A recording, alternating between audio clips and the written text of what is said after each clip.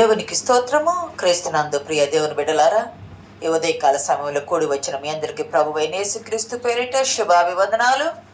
YouTube ద్వారా వాక్యం వింటున్న బిడ్డలకు శుభాభివందనాలు. షాలోం. అందరికీ షాలోం, సమాధానం, ఆశీర్వాదము కలుగును గాక. ఈరోజు మన ధ్యానము లూకా సువార్త 20వ అధ్యాయము 9వ వచనం చదువుకొని. ప్రజలతో ఈ ఉపమానము చెప్పసాగెను. ఒక మనుషుడు ద్రాక్ష తోట నాటించి కాపులకు గుత్తకిచ్చి దేశాంతరము పోయి బహుకాలం ఉండేను. చాలా ప్రియ సంగమ దేవుని బిడ్డలారా, ఇక్కడ గమనించినట్లయితే ఈ రోజు అంశం యేసుక్రీస్తు ప్రభు వారు అక్కడున్న వారిని చూసి ఒక ఉపమానం చెప్పాడంట. వారికి అర్థమయ్యే రీతిలో, మామూలుగా చెబితే అర్థం కాదని వారికి అర్థమయ్యే రీతిలో ఒక ఉపమానం. అక్కడ ఎవరున్నారు? మత్తయి సువార్తలో కూడా చూసినట్లయితే చూడవసరం లేదు, కానీ 21వ అధ్యాయం చూస్తే 33 నుండి 41 వచనాలు చూస్తే అక్కడ కొందరు పరిచయులు, శాస్త్రులు, కొంతమంది మనుషులు ఉంటే వారికి ఒక ఉపమానం చెప్పాడంటే యేసుక్రీస్తు ప్రభు వారు. ఏమని చెప్పాడయ్యా అంటే, ఒక వ్యక్తి ఒక ద్రాక్ష తోట కొన్నాడు, లేదా ఆ ద్రాక్ష తోట ఉంది. ఆయన ఆ ద్రాక్ష తోటను ఏం చేశాడంటే ఆ పొలంలో ద్రాక్ష తోట నాటించాడు. నాటించి ఆ యజమానుడు ఏం చేశాడు? కాపులకి గుత్తకిచ్చారు. కాపులు అంటే కౌలుకి ఇచ్చాడు. కాపులకి గుత్తకిచ్చాడు. గుత్తకిచ్చి ఆయన దేశాంతరం వేరే దేశం వెళ్ళిపోయాడు.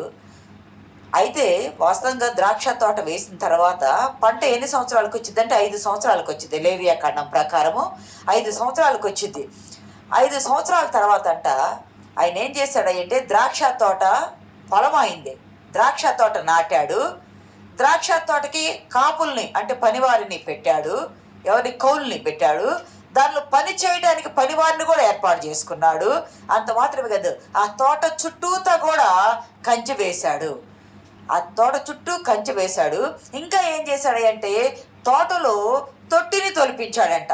తొట్టిని అంటే ఒక బూరుజు కట్టించి, బూరుజు అంటే గోపురం లాంటిది, అక్కడ దాని మీద నిలువబడి చోట అనుకుంటుంది. కింద ఒక గదిలాగా ఉండి రసము తీయటి గానుగలాగా, బూరుజు గానుగ కాదు కానీ తొట్టి, ఆ రసం తీయటానికి అది తొక్కించి రసం తీయించేటప్పుడు ఆ గానుగలాగా ద్రాక్ష గానుగలాగా కట్టించి ఉంచాడు. ఇంకోటి ఏంటంటే దాని మీద రసము పొర్లి పారేటట్టుగా ఆశీర్వాదం ఉంచాడు. ఇంకా గానుగ దీవించబడింది.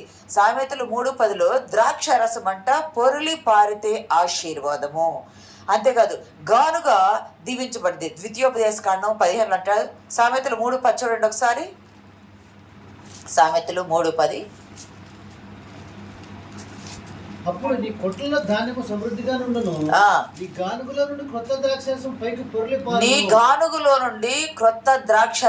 పైకి పొర్లి పారును. దావీదంటాడు, నా గిన్నె నిండి పొర్లుచున్నది అని. ఎప్పుడయ్యా ద్రాక్షరసం ఎప్పుడు పొర్లి పారుద్దాయి అంటే పంటలు ఏ తెగులు రాకుండా, పంటలకి ఏ కీడు రాకుండా, మంచిగా వర్షాలుండి శ్రేష్టమైన పంట వస్తేనే ద్రాక్షల పంట బాగా వచ్చి రసము పొర్లి పారిద్ది. అదే వర్షం రాకుండా, వాతావరణం అనుకూలంగా లేకపోతే పంట రాదు, గానుగులు ఎండిపోతాయి. ఇప్పుడు ఎక్కడ చూసినా గానుగులు అనేది ఉండట్ల, మెషినరీస్ వచ్చేసి. ఇక్కడ గానుగులో కూడా నీ ఇంట్లో ఎవరైనా, ద్వితీయోపదేశ కాండంలో కూడా 15-14 నీ ఇంట్లో ఎవరైనా ఒక దాసుడు ఉన్నాడు అనుకో, ఒక 6 సంవత్సరాలు ఉన్నాడు అనుకో, వాడు 7వ సంవత్సరం వెళ్ళిపోవాలంటే వాడిని వట్టి చేతులతో పంపించేయొద్దు. వాడిని ఏం చేయాలా ఏంటి? వారికి భార్య బిడ్డలుంటే వాడు వెళ్తారంటే పంపించాలా, లేకపోతే వారికి ధాన్యమును ద్రాక్షారసము కూడా కొంత ఇవ్వాలా. ధాన్యమును ద్రాక్ష రసమును కూడా ఇచ్చి పంపించాలి. అంటే ఆ ద్రాక్ష తోట యజమాని ఎవరయ్యా అంటే ఒక ఉపమానం చెప్పాడు. ద్రాక్ష తోట యజమాని ఎవరయ్యా అంటే తండ్రి అయిన దేవుడు. ద్రాక్ష తోట యజమాని ఎవరయ్యా అంటే తండ్రి అయిన దేవుడు. ఆ తోట ఏమిటంటే ఈ లోకము. ఆయన కాపులకి ఇవ్వటము అని అంటే, కాపులు అంటే అర్థము కౌలు తీసుకున్న వాళ్ళు, గుత్తదారులు అంటే ఎవరయ్యా అంటే యూదులు. కాపురు కాబట్టి యూదులు చుట్టూ కంచె వేశాడు. యూదుల్ని ఇక్కడ యెషయా గ్రంథం 5వ అధ్యాయంలో ఒక మాట ఉంటుంది చూడండి. యెషయా గ్రంథము 5వ అధ్యాయము 7వ వచనం చదవండి. ఇశ్రాయేలు వంశము సైన్యములకు యెహోవా ద్రాక్ష తోట, యూదా మనుషులు ఆయనకి ఇష్టమైన వనము. అబ్బా, దేవుడు అంటున్నాడు ఇశ్రాయేల్ వంశమే. ఇజ్రాయేల్ అంటే యాకోబు, ఇజ్రాయేల్ వంశం, ఇజ్రాయేలీలు అంటారు. అది యెహోవాకు ఇష్టమైన ద్రాక్ష తోట. ఆ ఇజ్రాయేలీలు ఎవరై అంటే ఇది భూమి కదా, ఈ భూమి మీద ఇజ్రాయేలు జాతిని ఎన్నుకున్నాడు కదా దేవుడు. పరలోకములో ఉన్నాడు, భూమి మీదకి రావాలంటే ఆయన భూమి మీదకి శరీరధారిగా రావాలని జగత్తు పునాది వేయబడక మునిపి అది అనాది ప్రణాళిక సంకల్పం కదా. మరి భూమి మీదకి రావాలంటే ఎవరి దగ్గరకు వస్తాడు దేవుడు? ఎవరు రావాలంటే ఒక మంచి కుటుంబాన్ని, ఒక మంచి వంశాన్ని, ఒక మంచి గోత్రాన్ని, ఒక జాతిని ప్రభువారు ఎన్నుకున్నారు. ఆ జాతి ఏమిటంటే ఈరోజు మీరు టీవీల్లోనూ చూస్తున్నారు, ఇజ్రాయేల్ దేశము అంటున్నారు, ఇజ్రాయేల్ ప్రజ.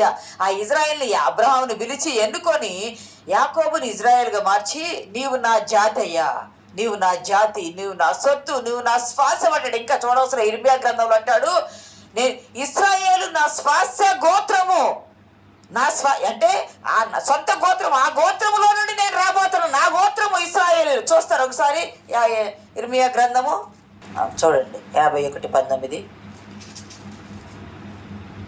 యాకోబునకు స్వాస్యమగువాడు వాటి వంటి వాడు కాడు, ఆయన సమస్తమును నిర్మించువాడు.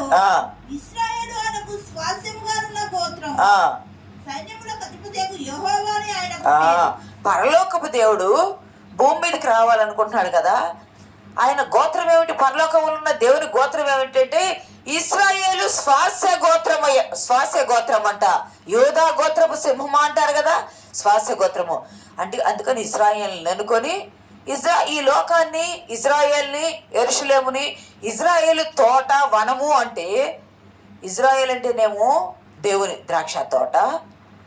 ఇక్కడ గమనిస్తే కౌలుదారులు అంటే యూదులు. కౌలుదారులు గుర్తుకిచ్చాడు కదా. ఎవరు గుర్తుకిచ్చాడు? లోకమనే ఈ ద్రాక్ష తోటను ఎవరు గుర్తుకిచ్చాడు? లోకంలో యూదులకి ఇచ్చాడు. యూదులు కౌలుదారులు. అయితే వాళ్ళు ఏమనుకుంటున్నారంటే ఇంటి యజమానుడు అంటే ప్రతినిధి, దేవుడు ప్రతినిధి. ద్రాక్ష తోట ఎవరు అంటే మొదట ఇజ్రాయేలు, తరువాత జెరూసలేము, తరువాత దేవుని రాజ్యము. యాకోబును అబ్రహామును ఎన్నుకున్నప్పుడు వారి వరకే ఇజ్రాయేలు, వారి వరకే దేవుని గోత్రము. తర్వాత ఎవరంటే యెరూషలేము స్థలం అయిపోయింది. నేను కోరుకున్న స్థలము, కీర్తనలో కూడా ఉంది కదా, నేను కోరుకున్న స్థలము ఇజ్రాయేలు. తర్వాత అక్కడ ఏమి చేయాలనుకున్నాడంటే దేవుని రాజ్యాన్ని స్థాపన చేయాలనుకున్నాడు. దేవుడు దిగివచ్చి దేవుని రాజ్యాన్ని స్థాపన చేయాలనుకున్నాడంట. ఈ గుర్తు తీసుకున్న కాపులు ఏం చేశారంటే యోధ నాయకులు, దేవుడు మా దేవుడు, దేవుడు మమ్మల్ని ఎన్నుకున్నాడు, మేము ఎన్నుకోబడ్డ ప్రజలమి, మేము దేవుని సొత్తు, దేవుడు మా సొత్తు, మేము తప్ప ఇంకా ఎవరు భూమి మీద మనుషులు కాదు అన్నట్టుగా వాళ్ళు జీవిస్తున్నారు. నిజమే, దేవుడు మీ దేవుడే, దేవుడు మీలో నుండే వచ్చాడు, దేవుడు మిమ్మల్ని ఎన్నుకున్నాడు. కానీ మీరు ఎలాగున్నారు అయ్యా అంటే ద్రాక్ష తోట నాటి వాళ్ళ చేతికి ఇచ్చాడు కదా, మీరే కదా నేను వస్తున్నా మీ దగ్గరికి అన్నాడు కదా. కొంతమంది 5 సంవత్సరాలకు పంట వచ్చింది కదా, ఓర్చుకున్నాడు. తర్వాత నుండి ఆయనంట కొంతమంది వ్యక్తులను పంపిస్తున్నాడు, దాసుల్ని. ఆ యజమాని అంటే దేవుడు, యజమాని అంటే దేవుడు, దాసులను పంపిస్తున్నాడు. ఏ దాసులు? ప్రవక్తులు అనే దాసులు, యాజకులు అనే దాసులు, సేవకులు అనే దాసులు. ఆయన పని చేయడానికి, ఆయన పొలములో పని చేయడానికి ప్రవక్తలను పంపిస్తే ఒక ప్రవక్తను కొట్టారు, ఇంకో ప్రవక్తను పంపిస్తే ఇంకో ప్రవక్తను కొట్టారు, ఇంకో ప్రవక్తను పంపిస్తే అసలు ఇతనే కదా వీళ్ళని ఎందుకో కొట్టడం చంపేయటమే. అసలు మీకు గుర్తుందా? ఇర్మియానైతే 2 చెట్ల మధ్య పెట్టేసి రంపాలతో గోయించారు. ఇర్మియా ప్రవక్తని 2 చెట్ల మధ్య పెట్టి రంపాలతో గోయించారు. భయంకరంగా ఆయన్ని చంపేపించారు. ఇర్మియాని కానీ యెషయాని కానీ వీళ్ళని ఏం చేశారు? రాళ్లతో కొట్టి చంపారు, రంపాలతో.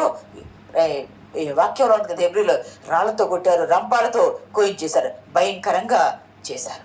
ప్రియ సంగమా, ప్రవక్తలను పంపిస్తావంటే అంటే దాసులు, ప్రభు పని చేసేవారు ప్రభు దాసులు పంపిస్తావంటే వాళ్ళను చంపేశారు, కవులు ఇవ్వకుండా చంపేశారు. కవులు అంటే అర్థం ఏమిటి? ద్రాక్ష తోట ఏమి ఇవ్వాలా? పంటనివ్వాలా, రసాన్ని ఇవ్వాలా. ద్రాక్ష రసాన్ని ఇస్తున్నారా? ఇవ్వటం లేదు. వచ్చిన వాళ్ళని చంపేస్తున్నారు. ప్రభు అంటాడు, మీరు చెడ్డ ఫలములు ఉండొద్దు, మీలో ఏముండాలి? ఆత్మఫలములు ఉండాలి. ఆత్మఫలములు ఉన్నాయా వీళ్ళ దగ్గర? ఆత్మఫలం. మేము తప్ప వేరే వాళ్ళు కాదు దేవుని సొత్తు అన్నారు. నిజమే, నువ్వు దేవుని సొత్తువే, దేవుడు నిన్ను ఎన్నుకున్నాడు. నిజమే, ఎన్నుకున్న నీవు ఫలించకుండా ఒక మాట చదవండి అమ్మా, ఈ యెషయా గ్రంథంలోనే 5:7 చూడండి. ఇశ్రాయేలు వంశము ఆ, సైన్యములకు అధిపతియగు యెహోవా ద్రాక్ష తోట, ఆ, యూదా మనుషులు ఆ. ఆయనకిష్టమైన వనము. ఆ, ఆయన న్యాయము కావాలని చూడగా ఆ. బలాత్కారము కనపడెను, ఆ. నీతి కావాలని చూడగా ఆ. రోదనము వినబడెను. బలాత్కారము రోదనమే కనిపిస్తుంది కానీ వాళ్ళ దగ్గర నుండి ప్రేమ ఫలాలు అనేవి ఏవి కూడా లేవు. అయితే దేవుడు ఏం చేస్తాడంటే, అరే నేను దాసులను పంపిస్తున్నా, ఒక దాసుని పంపించా కొట్టారు, ఇంకో దాసుని పంపించా కొట్టారు, ఇంకో దాసుని పంపించా, అట్లా 3 సార్లు పంపించిన కొడితే దేవుడు ఏమనుకున్నాడు, ఆ యజమాని, తోట యజమాని ఏమనుకున్నాడు, ఈసారి నా కుమారుడిని పంపిస్తాను, ఈసారి నా కుమారుడిని పంపిస్తాను, నా కుమారుడైతే సన్మానిస్తారు అనుకున్నాడు. సన్మానిస్తాడు అనుకుంటే ఆ కుమారుడు ఎక్కడికి వచ్చాడయ్యా, పరలోకపు దేవుడు యేసుక్రీస్తు ప్రభువారు ఆ కుమారుడు భూమి మీదకి వస్తే వాళ్ళు అనుకుంటారంటే, చదవండి అమ్మా మాట. అప్పుడు ఆ యజమానుడు, ఆ. ఆ ద్రాక్ష తోట యజమానుడు, ఆ. నేనేమి చేతును, ఆ. నా ప్రియ కుమారుని పంపుదును, ఆ. ఒకవేళ వారు అతన్ని సన్మానించదు అనుకునేను. ఆ. అయినను ఆ కాపులు ఆ. అతనిని చూచి, ఆ. ఇతడు వారసుడు, ఆ.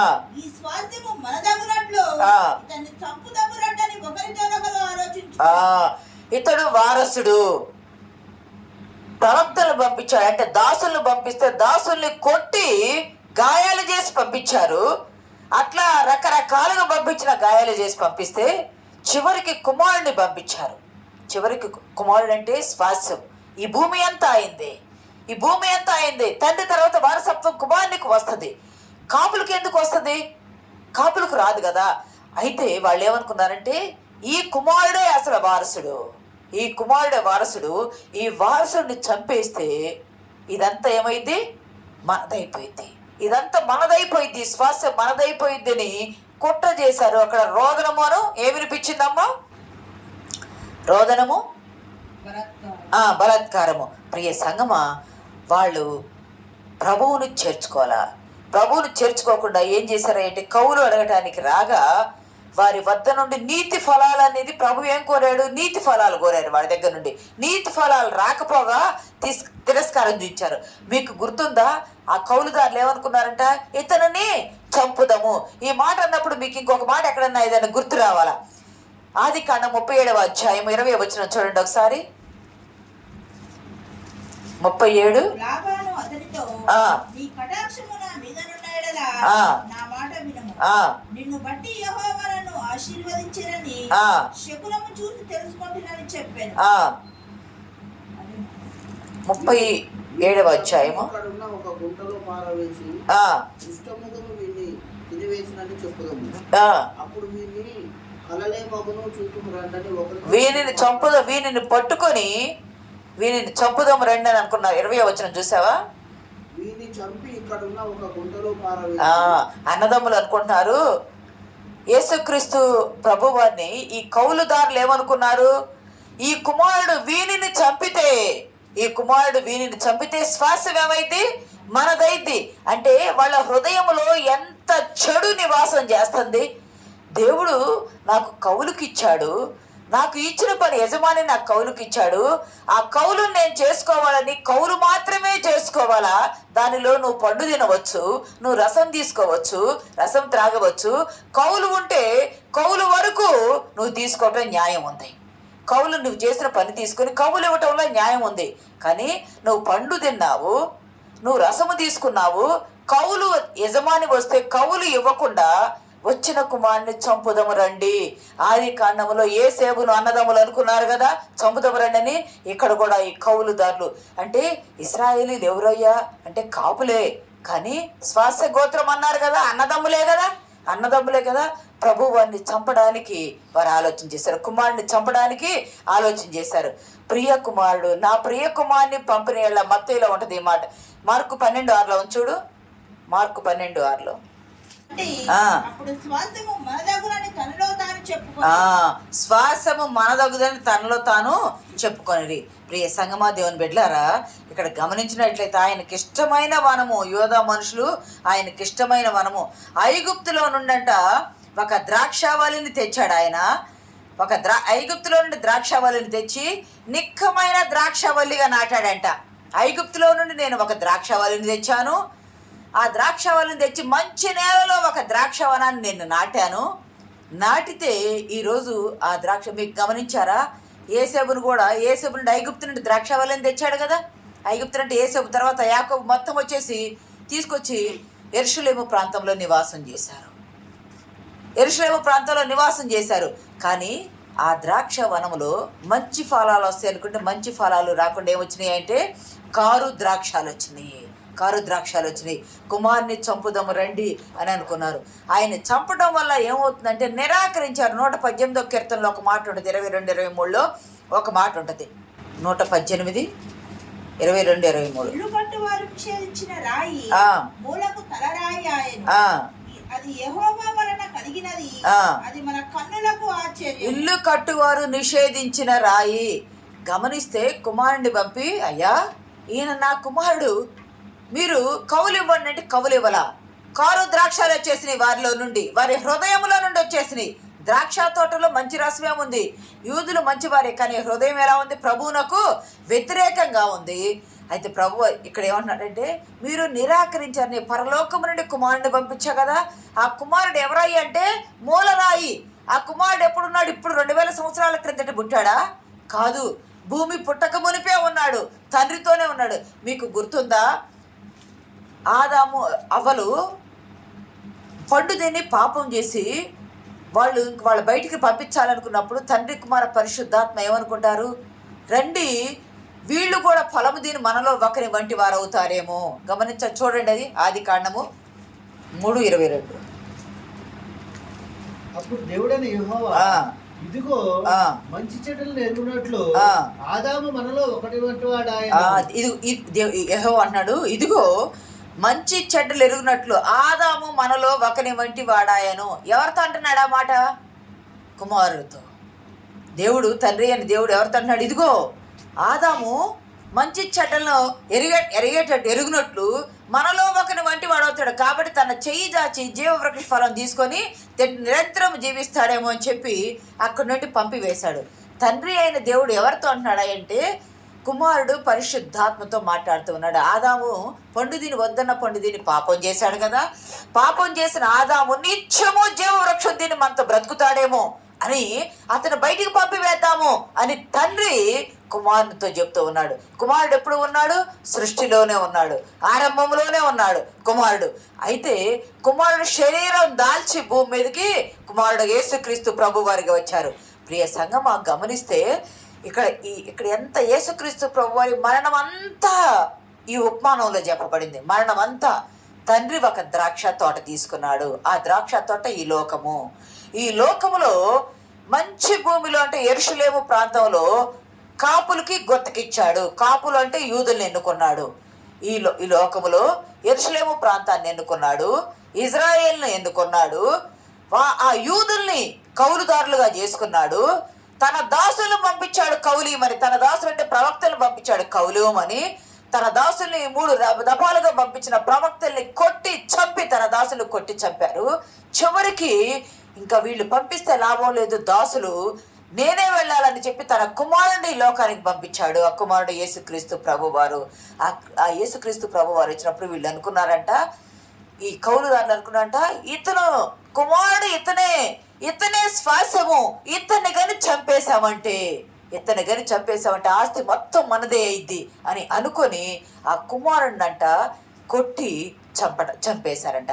కొట్టడానికి ముందు ఆయన ఏం చేశారంటే మార్కు 12:8లో కుమారుని వెలుపలికి త్రోసివేశారు అనే మాట ఉంటుంది. చదవండి, మార్కు సువార్త 12వ అధ్యాయము 8వ వచనంలో. పట్టుకొని చంపి ద్రాక్ష తోట వెలుపల పారవేసిరి. అతన్ని పట్టుకున్నారు.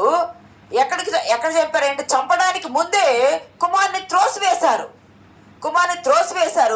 భయంకరంగా మత్తయి 21:39లో కూడా ఉంటుంది. మత్తయి సువార్త 21వ అధ్యాయము 39వ వచనంలో కూడా ఉంటుంది. 21:39లో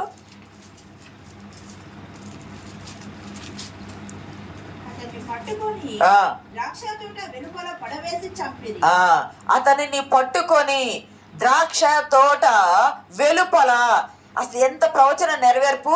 కుమారుడు వస్తాడు, వచ్చిన కుమారుడిని ఆ కౌలు ఏం చేస్తారయ్య అంటే ఊరి వెలుపల. మీకు గుర్తుందా హెబ్రీ 13:12 కూడా శిబిరము వెలుపల, ఊరి వెలుపల గొల్గొతా దగ్గర యేసుక్రీస్తు ప్రభు వారిని సిలువ వేసి మరణానికి అప్పగించారు. ఆయన శిబిరం వెలుపల 12వ వచనం ఉంటది. ఆయన వీటి రక్తము పాప పరిహారాత్మక పరిశుద్ధ స్థలంలోనికి ప్రధాన యాజకుని చేత తేబడిన లాస్ట్ వచ్చిన లాస్ట్ శిబిరము వెలుపట దహింపబడు. శిబిరము వెలుపల, శిబిరము వెలుపల. ఈ కౌలుదారులు ఏం చేశారు? కుమారుడు వస్తే తోట వెలుపల, శిబిరము వెలుపలకి పంపించాడంటే యేసుక్రీస్తు ప్రభు వారిని కూడా ఊరి వెలుపలకి పంపించి అక్కడ సిలువ వేసి చంపారు.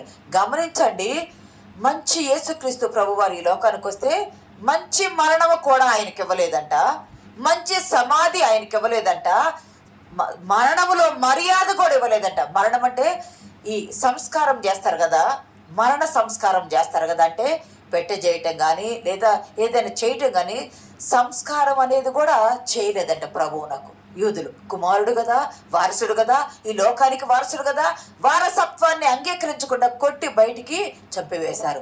అందుకని ఈ కీర్తనలు అంటాడు, ఆయన నిషేధించబడిన నిరాకరించబడిన రాయి, ఆయన మూలకు తలరాయి. మీరేమనుకుంటున్నారు? ఇప్పుడు వచ్చిన రాయి కాదు, భూమి ఉన్నప్పుడే, భూమికి మూలరాత్రి వేసినప్పుడే ఆయన ఉన్న రాయి. ఆ రాయి మీ ఎదుట శరీరధారి అయి వస్తే మీరు ఆయన్ని నిరాకరించారు. మీరు నిరాకరిస్తే అప్పుడు ఆ యజమాని తన కుమారుని కొట్టి చంపి శిబిరం వెలుపల పడవేశారు కదా, అప్పుడు తండ్రి అనుకుంటున్నాడంట, అరే వీళ్ళను నా కాపులను చేసుకుంటే, వీళ్లకు నా భూమిని అప్పచెబితే వీళ్ళు ఈ విధంగా నా కుమార్ని చేశారు కదా అని ఆ యజమానుడు వచ్చి వారి వద్ద నుండి వారిని ఖండించి వారి వద్ద నుండి ఆ తోటను తీసుకొని వేరే వాళ్లకు అప్పచెబుతాడు. గమనించండి, యేసుక్రీస్తు ప్రభు వారు అక్కడికి వచ్చారు కదా, వాళ్ళు ఎవరైనా రక్షణ పొందుకున్నారా? ఎవరో ఒకళ్ళిద్దరు అరిమత యేసవో నికోదేమో ఇంకెవరో కొంతమంది శతాధిపతి ఎవరో నమ్ముకున్నారు తప్పితే యూదులు నమ్ముకున్నారా? నమ్ముకోలేదు కదా. అయితే వాళ్ళ యొద్దకు వచ్చిన ఆ రాయి యేసుక్రీస్తు ప్రభువారు. ఆ రాయిని ఏం చేశారు? నిరాకరించారు. దేవుని రాజ్యము కట్టాలని దేవుని రాజ్యానికి మూల రాయిగా యేసుక్రీస్తు ప్రభువారిని పంపిస్తే ఆ రాయిని నిరాకరించేస్తే ఆ రాయి అంట ఎవరి మీద పడిద్దో వాళ్ళని నలి చేసిద్దంట. ఎవరి మీద ఆ రాయి పడిద్దో వాళ్ళని ముక్కలు అయిపోతారు. ఎవరు వచ్చి ఆ రాయి మీద పడ్డా వాళ్ళకి నష్టం అవుతుంది, ఆ రాయి పోయి ఎవరి మీద పడ్డా వాళ్ళకే నష్టం అవుతుంది. మీరు నిరాకరించాడు. వాళ్ళ యొద్ద నుండి 12 గోత్రాల యొద్ద నుండి, ఆ 12 గోత్రాల యొద్ద నుండి తీసేసుకొని, కౌలుదారు తీసేసుకొని ఎవరికి ఇచ్చారయ్యా అంటే 12 మంది శిష్యులకు ఇచ్చాడు. దేవుని నామానికి మహిమ కలుగును గాక. దేవుడు అవకాశం ఇచ్చాడు, దేవుడు సమయం ఇచ్చాడు, దేవుడు కాలం ఇచ్చాడు. మీరు ఫలించండి అని తోటనే ఇచ్చాడు. వాళ్ళు ఫలములు ఫలించకుండా కారు ద్రాక్షాలు కాశారు. వచ్చిన కుమారుని చంపి శ్వాసం తీసుకుందాం అనుకుంటే ఏదో సామెత చెప్పినట్టు ఆ కౌలుదారు పోయింది, ఆ పొలము పోయింది. కౌలుదారు పోయింది, చేసే పని కూడా పోయింది. గమనించండి, నిరాకరించబడ్డ వాళ్ళు అయ్యారు. ఇప్పుడు చూడండి, ప్రపంచంలో అంతా కూడా ఇజ్రాయేల్ వైపు చూస్తున్నారు. దేవుడు ఇంకా వారిని విడిచిపెట్టలేదు.